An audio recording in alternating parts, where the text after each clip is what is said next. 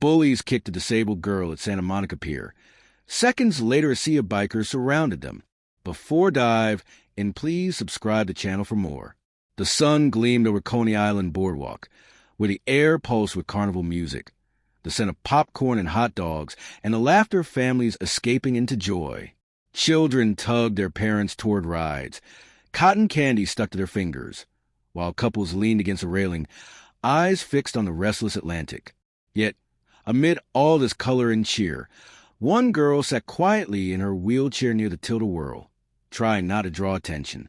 Her name was Elena Ruiz, a 20-year-old whose world had shifted forever after a highway crash left her paralyzed from the waist down.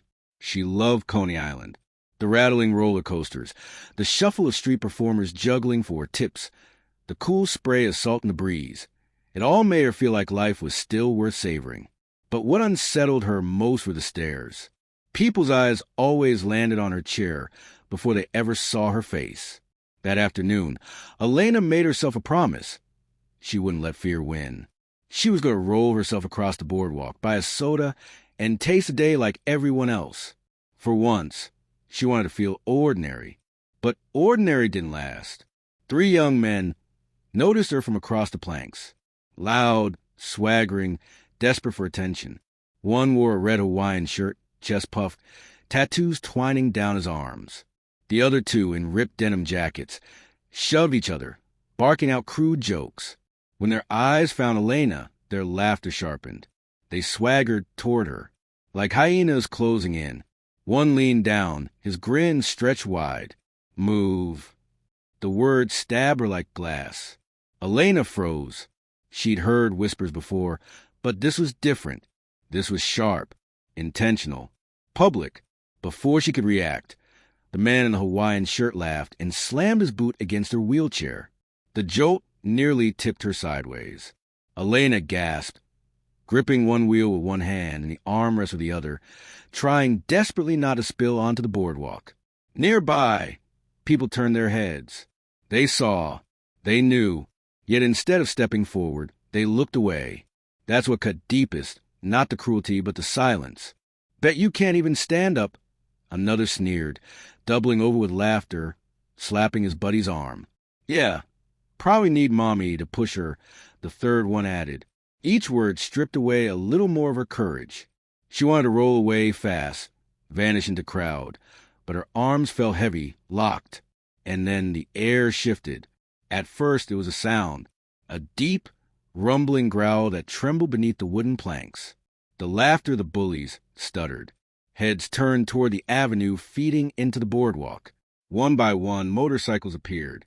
Gleaming chrome caught the afternoon sun. Leather jackets glistened with patches. Boots pounded pavement in rhythm. They didn't come 1 or 2. They came in dozens, maybe more. An iron tide of engines and resolve. Engines thundered like a storm rolling off the sea. Crowds parted instinctively. The bikers cut their engines, swung their legs over, and walked in unison toward the commotion. Men and women, young and grizzled, each bearing scars and tattoos that whispered of hard lives and harder battles. The 3 bullies shrank instantly. Their cocky smirks dissolved. The one in Hawaiian shirt's eyes darted, hunting for escape, but there was none. The bikers had formed a wall too quickly. The crowd fell silent, watching as though this were stage play. At the front walked their leader, a massive man with a black beard streaked with silver, eyes burning not with rage, but something far sharper, righteous fury. He crossed his arms, saying nothing. His silence was a blade sharper than any threat. Behind him, the others fanned out until Elena was surrounded, not trapped, but shielded. The bullies stepped back, their swagger gone, shoulders hunched. They spat curses under their breath, but no one believed them anymore. The bikers never raised a hand. They didn't need to. Their very presence made it clear. You will not touch her again. Elena's pulse thundered. For the first time since the accident, she didn't feel invisible, pitted, or weak. She felt strong. She felt seen. The pier was no longer filled with cruel laughter. It hummed with awe. People who looked away earlier now raised their phones, capturing the moment, realizing the show had turned against them. The bullies slipped away. Faces flushed, tried to look tough, but looking only small. Then, the most astonishing thing happened. The leader knelt so his eyes met Elena's at her level. His fierce glare melted into warmth. "You're safe," he rumbled, his voice gravel and kindness mixed together. Elena's throat tightened. Tears threatened. She nodded, unable to form words. Around her, the bikers gave her small smiles, thumbs up, pats of solidarity. They didn't see her as a burden or broken. They saw her as someone worth protecting. The moment stretched like eternity. The Ferris wheel spun lazily behind them. Seagulls wheeled in the air, and for once the cruel noise of the world had been drowned out by courage. The boardwalk erupted in applause. Children clapped. Parents smiled in relief. Strangers came closer to squeeze Elena's hand.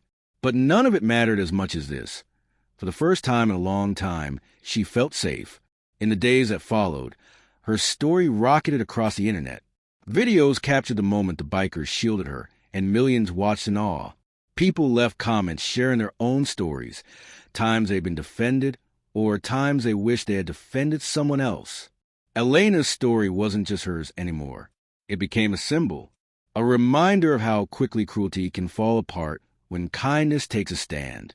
So if you believe the world needs more people who choose courage over silence, leave a comment below with the words, "Kindness protects." Because kindness, when multiplied, can be unstoppable.